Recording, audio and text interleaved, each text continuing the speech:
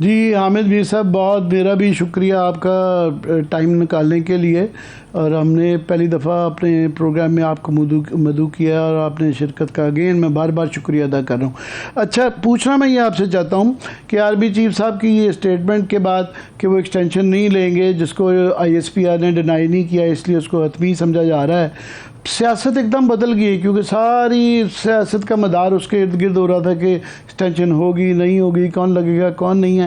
بس دو تین چیزیں، ایک خواجہ آصف صاحب نے جو بیان دیا ہے کہ جی ہم 5 میں سے لگائیں گے، 6 میں سے لگائیں گے، اس سے یہ مارکیٹ کے اندر یہ جو بحث شروع ہو گئی، اور کافی اینکرز میں دیکھ رہا ہوں نام لے کے کہنے لگ پڑے ہیں کہ اس نے لگنا ہے، اس نے لگنا ہے، اس نے لگنا۔ ایک تو یہ میرے خیال، آپ کے وچار جاننا چاہوں گا، میرے خیال میں بڑی نامناسب بات ہے۔ دوسرا، اس کا جو موجودہ جو دھرنے دیے جا رہے تھے اور استعفے دیے جا رہے تھے، اس پہ کیا اثرات پڑتے ہیں اس اسٹیٹمنٹ کے بعد؟ امن الدین صاحب، آرمی چیف کی جو اپوائنٹمنٹ ہے وہ میرا خیال ہے کہ اس کا ابھی اس پہ کافی دن پڑے ہیں، اور خواجہ آصف صاحب نے بھی کہا کہ ابھی عمران خان صاحب کو وقت دیا جائے۔ تو اگر عمران خان صاحب کی پالیٹکس جو ہے وہ اسی کے ایک اپوائنٹمنٹ کے ارد گرد گھوم رہی ہے، تو میرا خیال ہے باقی پالیٹکس جو ہے اس کا اس سے کوئی تعلق نہیں ہے۔ تو ہو سکتا ہے کہ اگلے 2-3 ہفتے میں جو فیصلہ ہو جائے، اس کے پروسیس تو اس مہینے کے اینڈ میں شروع ہو جائے گا۔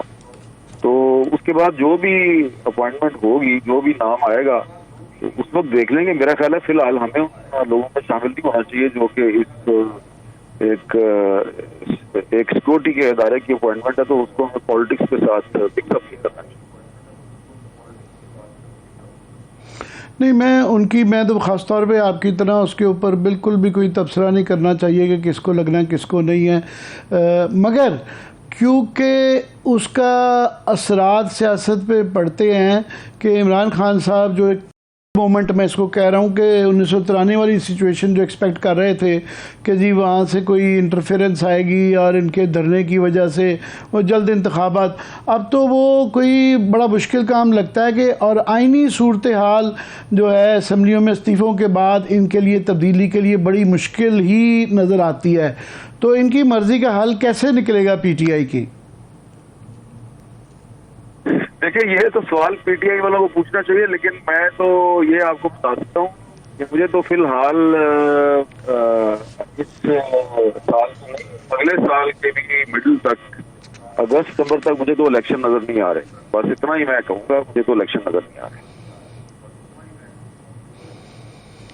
یہ درمیان میں کچھ لوگ کہتے ہیں کہ جی مارچ تک الیکشن ہو سکتے ہیں، تو یہ مارچ کی مجھے منطق نہیں سمجھ آ رہی کہ یہ جو مارچ میں کہہ رہے ہیں، یہ اس کی منطق کیا ہے کہ وہ نومبر میں اپوائنٹمنٹ ہوگی؟ وہ تو تبھی پاسبل ہے نا کہ کاکڑ مومنٹ اگر ہو تو پھر مارچ میں الیکشن ہے کہ تبدیلی کے بعد جو ہے وہ کہیں جی الیکشن کروائیں۔ اس معاملے میں عمران خان صاحب کے ساتھ میری کافی گفتگو ہو چکی ہے۔ نومبر یا دسمبر میں تو بالکل آپ بھول جائیں، الیکشن نہیں ہو سکتا۔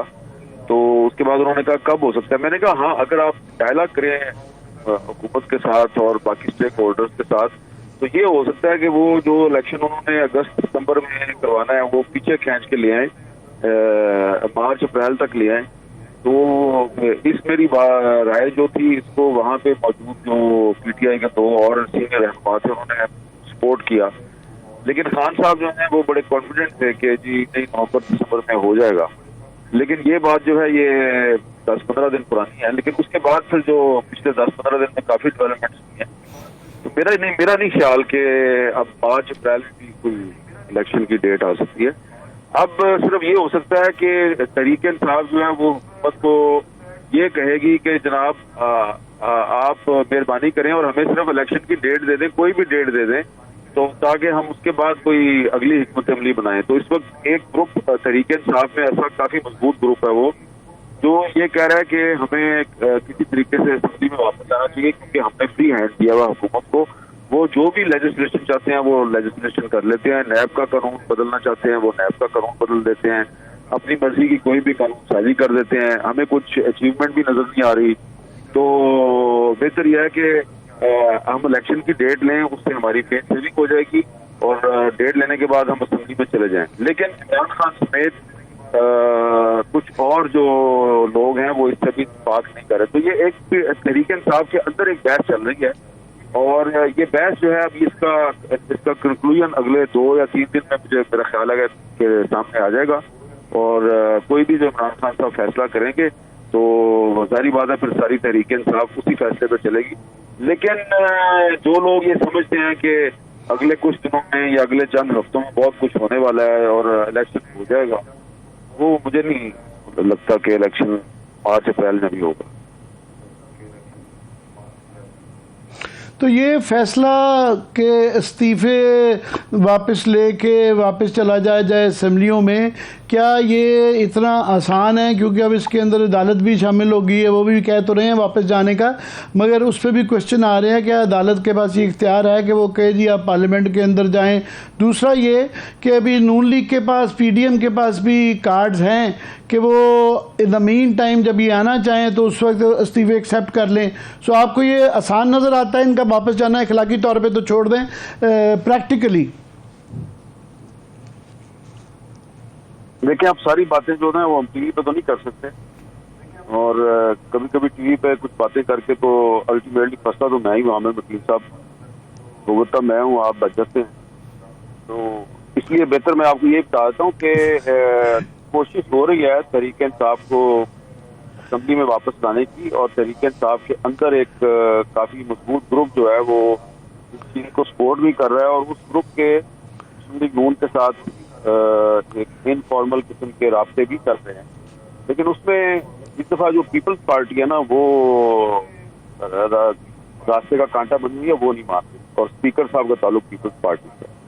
تو آپ یہ سمجھیں کہ مسلم لیگ نون جو ہے وہ ایک انڈائریکٹ انگیجمنٹ کے ذریعے مسئلہ حل کرنا چاہتی ہے, لیکن پیپلز پارٹی نہیں مانتی. مگر وہ آپ نے یہ جملہ کہا کہ میں بچ جاتا ہوں آپ پھنس جاتے ہیں, مگر آپ پھنسنے کے باوجود بھی کبھی ان چیزوں سے آپ ڈرے نہیں ہیں. ویسے میں بھی تھوڑا سا پھنسا ہوں, ایک 11 ماہ کی میں نے بھی بے روزگاری کاٹی ہے, مگر آپ نے جو کہنا ہوتا ہے آپ نے ہمیشہ دلیری کے ساتھ کہا ہے. میں یہ دھرنے کا خاص طور پہ اپنا جاننا چاہ رہا تھا کہ یہ کافی ہفتوں مہینوں سے سلسلہ ہے کہ اب کیا اب کر رہے ہیں, ابھی ہیلپ لے رہے ہیں. تو اگر یہ الیکشن جلدی ہوتے ہوئے نظر نہیں آ رہے اور یہ لمبی بات ہے, تو یہ کب تک لٹکائی رکھیں گے یہ والا فیصلہ دھمکا کے ڈرا کے کہ ابھی ہم اعلان کرنے والے ہیں؟ وہ اصل میں مسئلہ یہ ہے کہ میں جو ہے نا عدالتی معاملے کی بات کر رہا ہوں. جو کیس جو ہے وہ میرے پہ چلتا ہے, آپ اور کاشف باسی اور محمد مالک بچ جاتے ہیں, تو وہ پیر کو بھی میری اس میں پیشی ہے, آپ کو تو نہیں بلاتے ہو. دیکھیں یہ جو دھرنے والی بات ہے نا, اس میں میرا یہ خیال ہے کہ الٹیمیٹلی جو عمران خان صاحب چاہتے ہیں پارٹی کے اندر وہی ہوگا. ایک جو ان کی پارٹی کے اندر جو گروپ ہے جس کے بارے میں عمران خان صاحب کا یہ خیال ہے کہ یہ جو ہے نا یہ وائرڈ لوگ ہیں, اور عمران خان صاحب فار سم ریزن کیونکہ اس وقت وہ کافی ایک ٹف سچویشن میں سے گزر رہے ہیں, تو وہ کھل کے اپنی پارٹی کے اندر کنفرنٹ نہیں کر رہے کچھ لوگوں کو, جس طرح کہ انہوں نے پہلے جہانگیر ترین کو کنفرنٹ کیا اور پھر الٹیمیٹلی بغاوت ہوگی اور جہانگیر ترین نے ان کو کافی نقصان پہنچایا.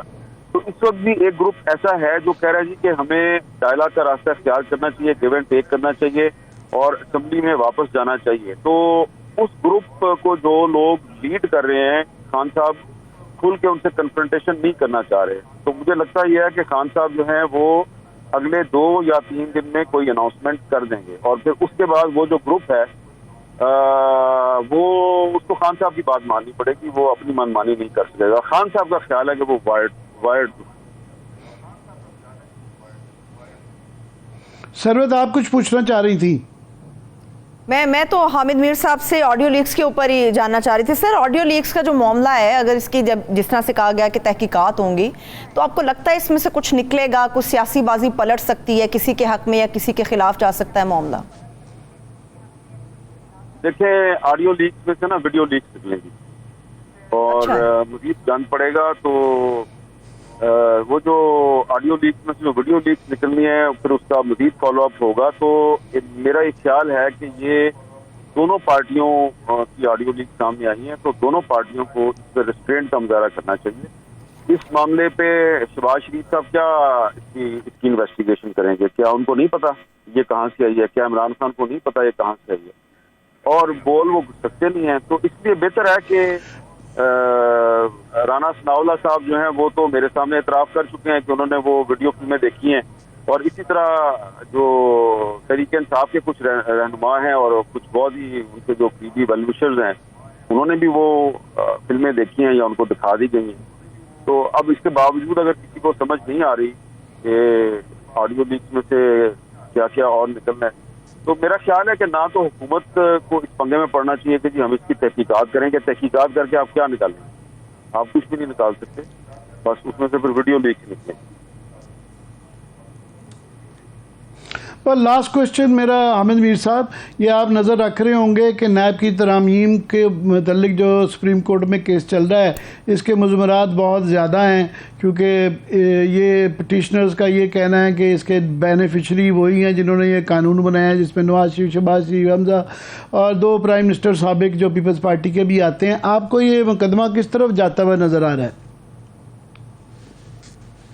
دیکھیں، اس میں تو سپریم کورٹ کے معزز جج صاحبان جو ہیں وہ خود نیب کے ادارے کے متعلق اپنے تحریری فیصلوں میں لکھ چکے ہیں کہ یہ پولیٹیکل انجینئرنگ کا ادارہ ہے.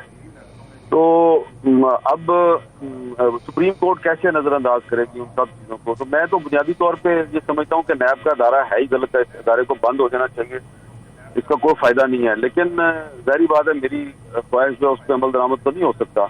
تو اب یہ وہی سپریم کورٹ ہے نا، یہ کس طرح اس ادارے کو ڈیفینڈ کرے گی یا اس کی ایگزسٹنس کو ڈیفینڈ کرے گی. تو اس میں چیک اینڈ بیلنس ہونا چاہیے. اسی چیف جسٹس کے ایک جج صاحب جو ہیں وہ اس نیب کے سربراہ تھے، اور نیب جتنی بدنام اس جج صاحب کے دور میں ہوئی ہے اس سے پہلے تو کبھی نہیں ہوئی. اور ان کے دور میں جو ہے وہ نیب کی اپنی کیا انویسٹیگیشن ہوتی ہے، اب اس جج صاحب کی اپنی انویسٹیگیشن ہو رہی ہے اور ہونی چاہیے. تو قانون جو ہے وہ اسی لیے کنٹروورشل ہے کہ وہ جج صاحب کے دور میں اس قانون کو مس یوز کیا گیا. تو میرا خیال ہے کہ سپریم کورٹ کے پاس اتنا اختیار تو ہے کہ وہ کسی قانون کو کالعدم قرار دے سکتی ہے، یا اس قانون میں وہ کہہ سکتی ہے کہ جی آپ یہ تبدیلی کر دیں یا آپ نے غلط تبدیلی کی ہے. لیکن وہ یہ حکم تو نہیں دے سکتی کہ جناب پارلیمنٹ نے اگر کوئی قانون سازی کی ہے تو پارلیمنٹ وہ قانون سازی نہیں کر سکتی. آپ دیکھیں نا، یہ جو استعفوں والا معاملہ ہے اس میں چیف جسٹس جو ہیں اسلام آباد ہائی کورٹ کے اور سپریم کورٹ کے چیف جسٹس، وہ دونوں جو ہیں وہ تحریک انصاف کو بار بار یہ کہہ رہے ہیں کہ آپ پارلیمنٹ میں واپس جائیں یا آپ پارلیمنٹ میں واپس جائیں. آج بھی جو چیف جسٹس اسلام آباد ہائی کورٹ ہے انہوں نے کہا ہم پارلیمنٹ کے اختیارات میں مداخلت نہیں کرنا چاہتے. تو اگر ایک طرف ہماری عدالتوں کا یہ موقف ہے کہ عدلیہ کو پارلیمنٹ کے اختیارات میں مداخلت نہیں کرنی چاہیے، تو دوسری طرف اگر پارلیمنٹ جو ہے وہ نیب کا قانون بدلتی ہے تو یہ عدلیہ جو ہے وہ اس کے پاس کیا اخلاقی جواز ہے کہ یہ اس کو اسٹرائک ڈاؤن کرے. اور اگر کر بھی دیتی ہے، فرض کریں، تو ایک نئی بحث کا دروازہ کھل جائے گا کہ تحریک انصاف کو تو آپ زبردستی کھینچ کے پارلیمنٹ کے اندر لانا چاہتے ہیں لیکن پارلیمنٹ کے اختیارات کے اندر آپ مداخلت بھی کرتے ہیں. تو اس لیے سچویشن بڑی ٹرکی ہے، اس میں عدلیہ کو بڑا محتاط رویہ اختیار کرنا چاہیے. ٹھیک ہے.